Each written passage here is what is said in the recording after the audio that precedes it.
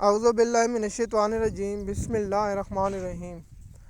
M S news HD5 کی ناظرین السلام علیکم۔ امید ہے کہ آپ لوگ سب خیریت سے ہوں گے۔ آج کا جو ہمارا مین ٹاپک ہے وہ ہے کہ عمران خان صاحب نے مولانا فضل الرحمان صاحب سے اتحاد کرنے سے کیوں انکار کیا، اور عمران خان صاحب کے انکار کرنے کی وجہ کیا ہے، اس کی تفصیلات آپ لوگوں کے ساتھ شیئر کرتے ہیں۔ جیسے کہ آپ جانتے ہیں کہ جب بھی عمران خان صاحب سے ملاقات کے لیے پہلے روکا گیا، جس میں اسد قیصر اور دیگر لوگ عمران خان صاحب کو یہ بتانا تھا کہ مولانا فضل الرحمان کیا مانگ رہا ہے یا کیا، عمران خان صاحب کو آئیڈیا ہو چکا تھا کہ مولانا فضل الرحمان ہمیشہ ہماری پیٹھ میں چھرا گھوپتا ہے۔ جس طرح اس نے 26 آئینی ترمیم میں ووٹ دے کر اتنا جشن منایا، جس طرح محسن تقی عثمانی مبارک دینے آ گیا، عدالتی نظام کی تباہی پر مبارک وہ تاریخ میں یاد رکھی جائیں گی۔ ان لوگوں کی شخصیت، ان لوگوں کا کردار ہمیشہ تاریخ میں لکھا جائے گا کہ ان لوگوں نے ہمیشہ ظالم کا ساتھ دیا، مظلوم کے ساتھ نہیں کھڑے ہوئے۔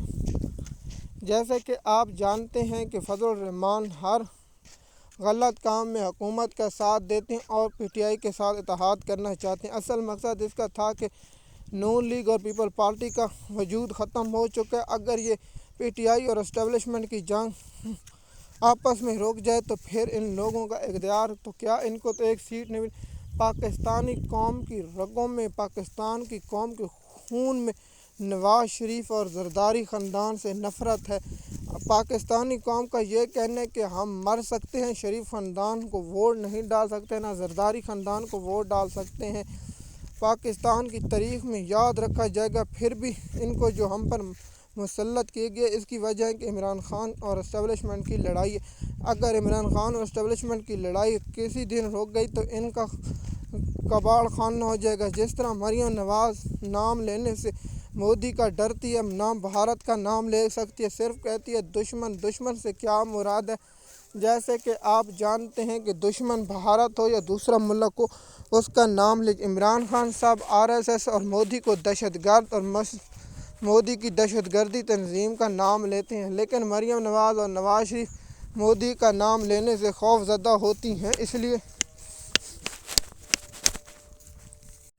اور مولانا صاحب چاہتے ہیں کہ میرا اتحاد PTI کے ساتھ ہو، لیکن اگر کوئی مشکل وقت آئے تو میں نون لیگ اور اس کے ساتھ آئینی ترمیم نہیں ہو سکتی تھی جب تک فضل الرحمان ووٹ نہ دیتا۔